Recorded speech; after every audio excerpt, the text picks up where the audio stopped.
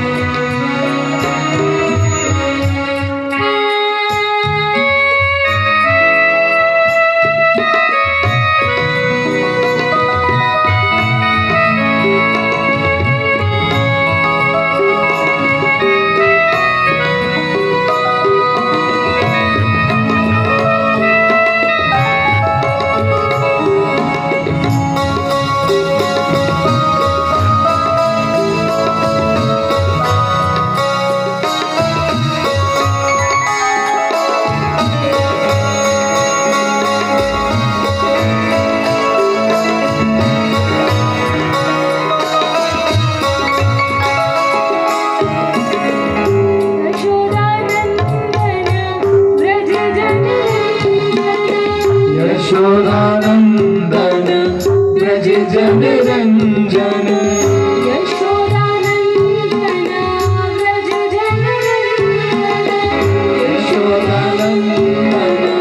ब्रज जन रंजन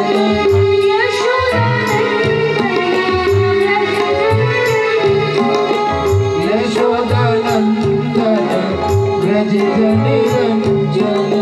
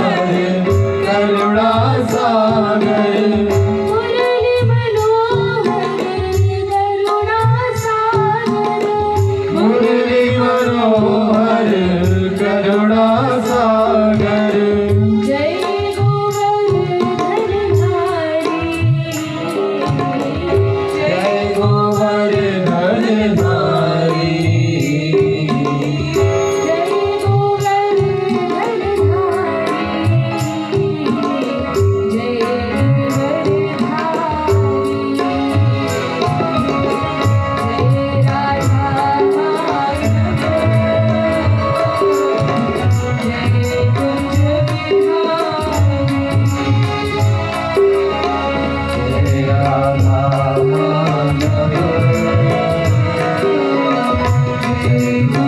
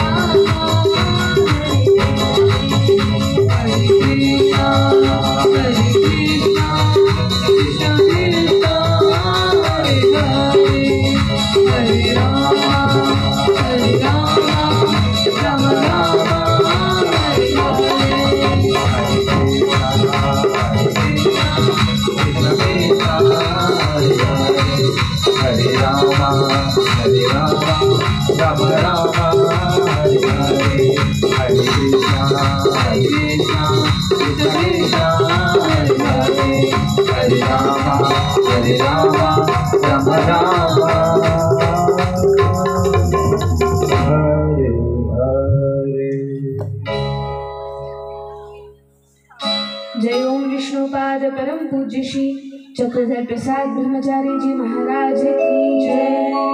जय ओम विष्णुपाद परमहंस परिव्राजकाचार्य अष्टोत्तर शत श्री श्रीमद नित्य लीला प्रविष्ट विरही जी महाराज की जय। जय ओम विष्णुपाद परमहंस परिव्राजकाचार्य अष्टोत्तर शत श्री श्रीमद अभय चरणारविंद भक्ति वेदांत स्वामी श्रील प्रभुपाद की जय। जय ओम विष्णुपाद परमहंस परिव्राजकाचार्य अष्टोत्तर शत श्री श्रीमद भक्ति सिद्धांत सरस्वती गोस्वामी श्रील प्रभुपाद ठाकुर की जय। अनंत कोटि वैष्णव वृंद की जय। नामाचार्य श्रील हरिदास ठाकुर की जय। श्री श्री राधा कृष्ण गोप गोपीनाथ श्याम कुंड राधा कुंड गिरी गोवर्धन की जय। श्री वृंदावन मथुरा धाम की जय। नवद्वीप मायापुर धाम की जय। द्वारिकापुरी जगन्नाथपुरी धाम की जय। अयोध्या बद्री धाम की जय। गंगा यमुना मैया की जय। भक्ति देवी श्री तुलसी महारानी की जय। श्री श्रीमद् भागवत महापुराण की जय। समवेत भक्त वृंद की जय। समवेत भक्त वृंद की जय। समवेत भक्त वृंद की जय। निताई गौर प्रेमानंदे हरि हरि बोल। अनंत कोटि ब्रह्मांड नायक सर्वेश्वर परात् पर पर ब्रह्म असंख्य दिव्यानंद गुण गण निलय निखिल हेय प्रत्यनीक भक्तवांछा कल्पतरु भक्तवत्सल शरणागत वत्सल श्री श्री राधा गोपीनाथ जी की कृपा से हम सभी श्रीमद् भागवत कथा के सुंदर भक्त चरित्रों का श्रवण पान कर रहे हैं। आज कथा का षष्ठम दिवस है। कल सभी ने बाल कृष्ण प्रभु की माखन चोरी की सुंदर लीलाओं का, गोवर्धन भगवान की पूजा की गई। भगवान श्री कृष्ण के कहने पर सभी ने गिरिराज जी का पूजन किया, परिक्रमा की। भगवान श्री कृष्ण के कहने पर सभी ब्रजवासी गोवर्धन गिरिराज का पूजन करते हैं। सभी गोप गोपियां बड़े प्रसन्न होते हैं कि इन गोवर्धन महाराज की हमने पूजा की है और धन्य है वो गोवर्धन जिन पर भगवान अपने चरण धरते हैं, जिन पर भगवान की गौएं घास चरती हैं। भगवान को ये गोवर्धन कंदराओं के माध्यम से, गुफाओं के माध्यम से आश्रय प्रदान करते हैं। मानसी गंगा में भगवान खूब खेलते हैं, स्नान करते हैं। इस प्रकार से यह गोवर्धन पर्वत धन्य है। अब गोवर्धन पर्वत की पूजा तो की गई, लेकिन इंद्र के हृदय में, इंद्र के अंतःकरण में अहंकार आता है। इंद्र विचार करता है कि इस छोटे से बालक के कहने पर इन ग्वाल बालों ने, इन सभी ब्रजवासियों ने मेरी पूजा न करके एक पहाड़ की, एक गिरी की पूजा की है और यह बात इंद्र को अच्छी नहीं लगती। अब ध्यान देने की बात यह है कि ऐसा तो था नहीं कि इंद्रदेव को पता नहीं था कि ये बालक कृष्ण साक्षात भगवान है, क्योंकि ये इंद्र ही गौ माता ब्रह्मा जी के साथ इन सभी को लेकर पृथ्वी माता गौ के रूप में आती हैं और सभी देवताओं के साथ इंद्र ही जाते हैं प्रार्थना करने के लिए वैकुंठ में कि हे भगवान, इस पृथ्वी पर असुरों का अत्याचार बहुत बढ़ रहा है, आप कृपा करें, यहाँ आकर अवतार ग्रहण करें। तो इंद्र गया था प्रार्थना करने के लिए और इंद्र की प्रार्थना पर भगवान अवतार लेते हैं। तो यह तो इंद्र को ज्ञात था कि यह श्री कृष्ण साक्षात भगवान ही हैं, लेकिन फिर भी अहंकार के कारण, क्योंकि उसकी पूजा नहीं की गई, उसके हृदय में माया द्वारा मोहित होकर यह विचार आता है। पीढ़ियों से यह परंपरा चली आ रही थी, इनके सारे पूर्वज मेरी पूजा किया करते थे, अब मेरी पूजा न करके गोवर्धन गिरिराज की पूजा की है। यह बात इंद्र को अच्छी नहीं लगी। इंद्र ने क्या किया, जैसे ही समाचार मिला कि इस बार इंद्रदेव का पूजन नहीं किया गया, बड़ा क्रोधित हो गया, बहुत मद में अहंकार में आ गया और प्रलयकालीन बादलों को, जिन बादलों को प्रलय के समय बुलाया जाता है और जब वे बरसते हैं तो उन बादलों के पृथ्वी पर बरसने से संपूर्ण पृथ्वी डूब जाती है, उन बादलों को, सांवर्तक बादलों को बुलाकर यह इंद्रदेव आदेश देते हैं, जाओ और जाकर केवल ब्रज पर बरस जाओ। जो बादल पूरी संपूर्ण पृथ्वी पर बरस जाए तो पृथ्वी डूब जाए। उन बादलों से कहा पूरी पृथ्वी पर नहीं, केवल ब्रज पर पूरा पानी बरसा दो, ब्रज पर बरस जाओ। बादलों ने कहा लेकिन महाराज अभी तो द्वापर युग चल रहा है, अभी प्रलय का समय तो आया ही नहीं है। इंद्र ने कहा मैं आदेश देता हूँ, मैं स्वर्ग का राजा हूँ, जाओ जाकर ब्रज पे बरसो। बादलों ने कहा ठीक है। जोर जोर से ये सांवर्तक बादल, प्रलयकालीन बादल बरसने लगे। अब सभी गैया पानी में हो गई, सब दौड़ दौड़ के केवल कृष्ण की ओर जाती है।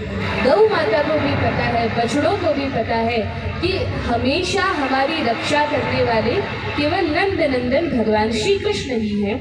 जितने भी भगवान के मित्र हैं ये सभी भगवान श्री कृष्ण की ओर दौड़े जाते, अरे कन्हैया कन्हैया हमारी रक्षा करो।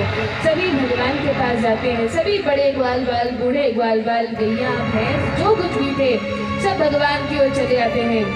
मित्रों ने कहा देखो कन्हैया, तुमने ही कहा था ना कि गोवर्धन गिरिराज का पूजन करो, देवी देवताओं के पूजन करने से कुछ नहीं होता। देखो ये इंद्र देवता कुपित हो गए हैं और इस प्रकार से जल की वर्षा कर रहे हैं, मानो हम सभी डूब जाएंगे और अभी ही मर जाएंगे। भगवान श्री कृष्ण ने कहा चिंता मत करो, तुमने गोवर्धन गिरिराज का पूजन किया है तो अब ये गिरिराज ही तुम्हारी रक्षा करेंगे। अच्छा कन्हैया कैसे रक्षा करेंगे? कहा चलो मेरे साथ गिरिराज जी की शरण में। सभी ब्रजवासियों को लेकर भगवान श्री कृष्ण जाते हैं, गोवर्धन पर्वत के नीचे अपनी उंगली डालते हैं। वैसे तो भागवत में वर्णन है कि भगवान श्री कृष्ण अपने बाएं हाथ पर गोवर्धन को धारण करते हैं, लेकिन भागवत में तो संक्षिप्त में लिखा है, ब्रजवासियों को तो विस्तार से सारी घटना पता है। तो ब्रजवासी बताते हैं एक हाथ तो भगवान के लिए बहुत दूर की बात है, भगवान ने तो अपने बाएं हाथ की छोटी उंगली पर, और उंगली पर भी क्या, अपनी उंगली के नख पर गोवर्धन पर्वत को धारण किया है। तो नख पर गिरिराज गोवर्धन को भगवान धारण करते हैं। सभी ब्रजवासी जितना भी ब्रजमंडल है गोवर्धन पर्वत के नीचे आते हैं। वर्णन है राधा रानी सभी गोपियों के साथ उस गोवर्धन पर्वत के नीचे आती हैं और राधा रानी शक्ति हैं, भगवान शक्तिमान हैं। तो शक्ति का संचार हो रहा है, राधा रानी सामने ही खड़ी हैं, सभी गोपियां सामने ही खड़ी हैं, नंद बाबा हैं, यशोदा मैया हैं, मधुमंगल श्री दामा सुदामा आदि सखा गण हैं, सुबल आदि सखा हैं। और इस प्रकार से भगवान श्री कृष्ण को तो बड़ी प्रसन्नता है, गोपियों के साथ, सखाओं के साथ इतनी देर तक रहने का अवसर प्राप्त हुआ है। सभी गोवर्धन पर्वत के नीचे आते हैं और बड़े आनंद में हैं। सभी एक टकी लगाकर भगवान श्री कृष्ण की ओर ही निहार रहे हैं। धन्य है ये सभी ब्रज के वासी जिन्हें नित्य निरंतर भगवान के दर्शन का लाभ प्राप्त हो रहा है। तो नख पर भगवान गोवर्धन पर्वत को धारण करते हैं और ब्रजवासी गोवर्धन की शरण लेते हैं। तो इस प्रकार से भगवान ने गोवर्धन पर्वत धारण किया। आगे वर्णन है कि जैसे ही नख पर गिरिराज गोवर्धन को धारण करते हैं, जैसे ही भगवान ने धारण किया 7 दिन 7 रात्रि तक, 7 दिन और 7 रात इंद्र वर्षा करता है। और तब इंद्रदेव को समझ में आता है कि यह कोई साधारण बालक तो है नहीं।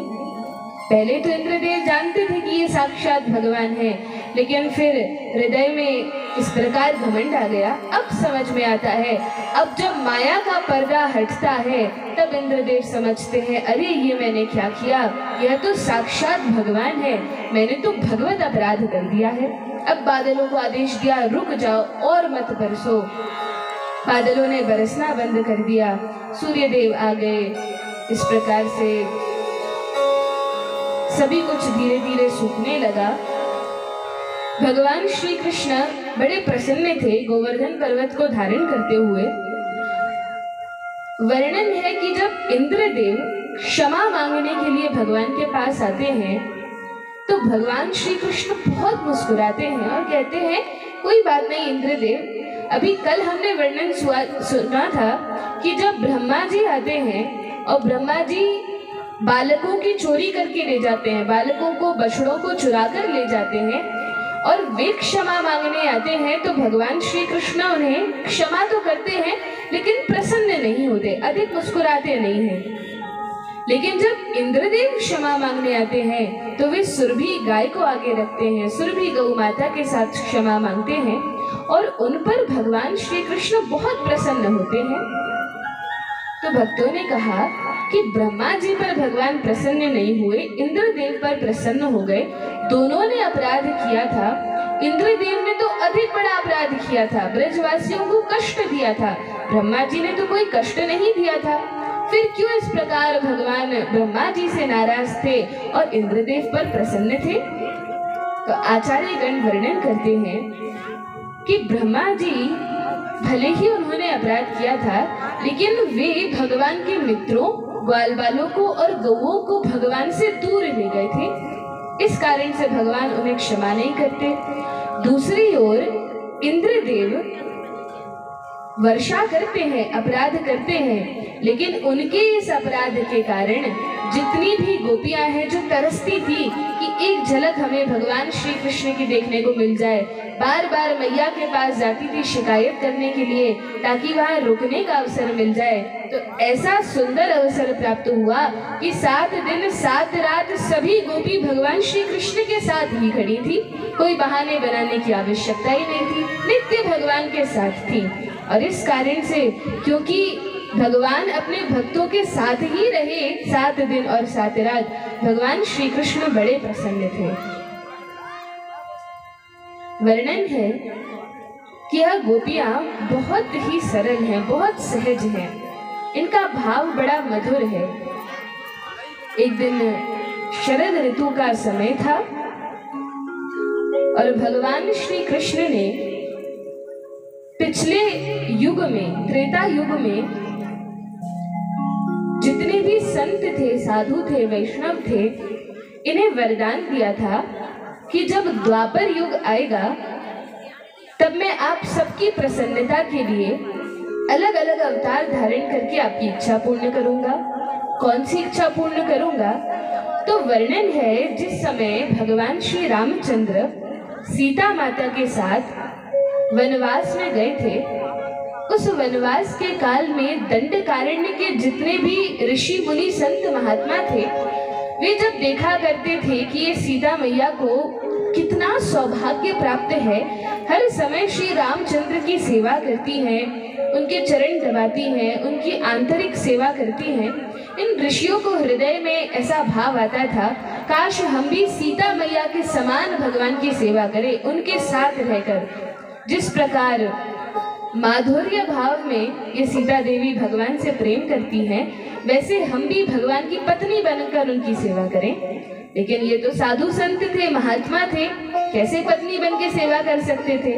दूसरी बात, भगवान श्री राम ने तो व्रत ले रखा था कि मैं एक पत्नी व्रतधारी हूँ, तो और भी कई जो राजकुमारियां थी चाहती थी कि हम भगवान श्री रामचंद्र के साथ विवाह करें, लेकिन भगवान के इस व्रत के कारण वे भगवान की पत्नी न बन सकी। तो ये जितनी राजकुमारियां थी, दंडकारण्य के ऋषि मुनि संत महात्मा थे, इनने कठोर तपस्या की थी कि हमें भगवान के साथ रहने का, उनसे माधुर्य प्रेम करने का अवसर प्राप्त हो।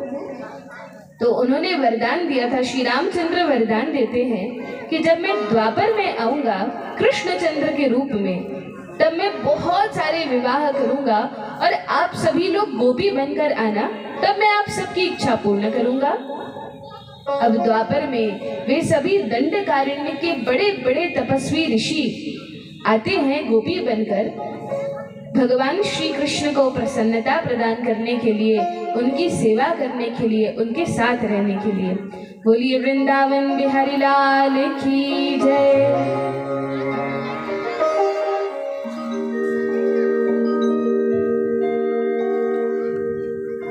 जय गणेश गणनाथ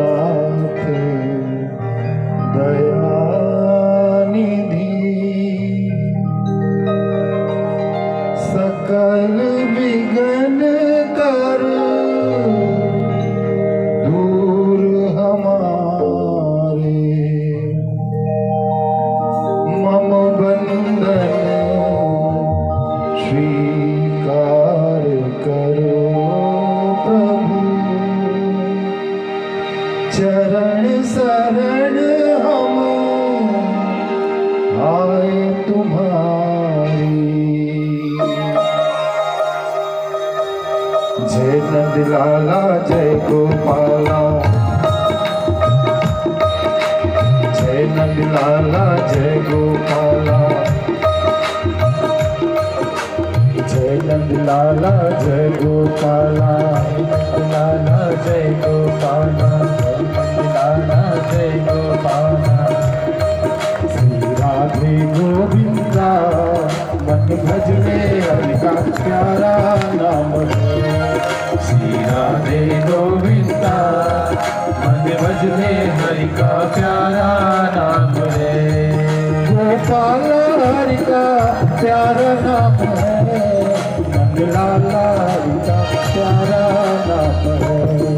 श्री राधे गोविंदा मन भज ले हरि का प्यारा नाम है।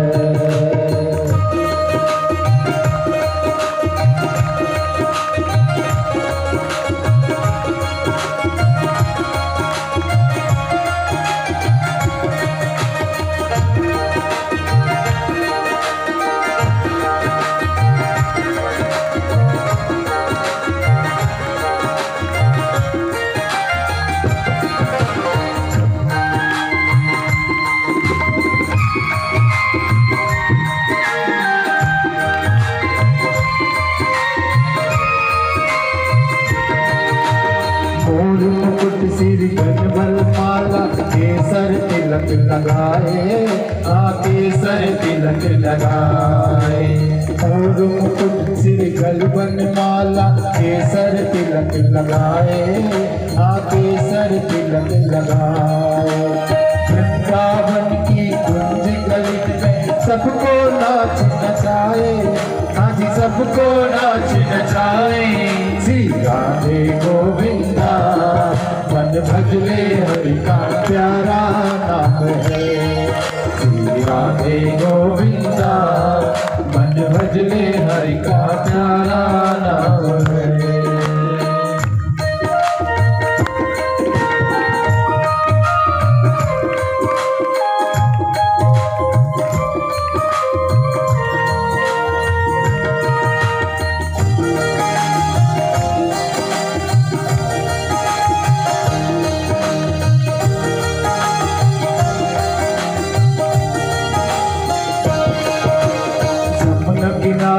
धैनु चलावे माधव मदन मुरारी माधव मदन मुरारी।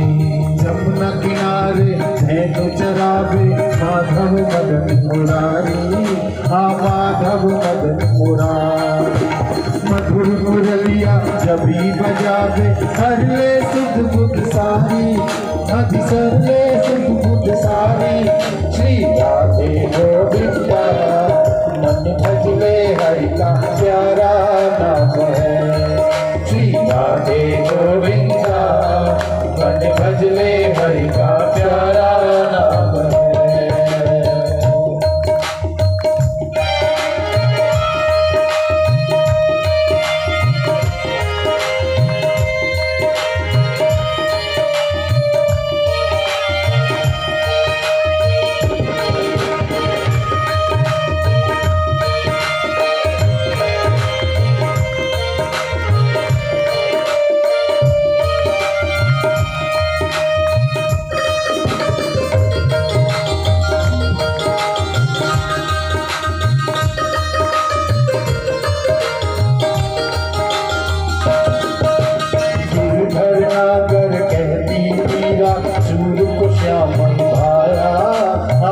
सूर्य को श्यामल धारा।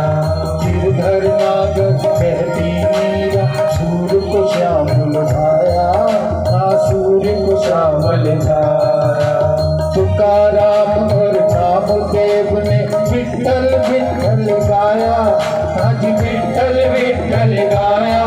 सिया के गोविंद का मन भजले हरि का प्यार।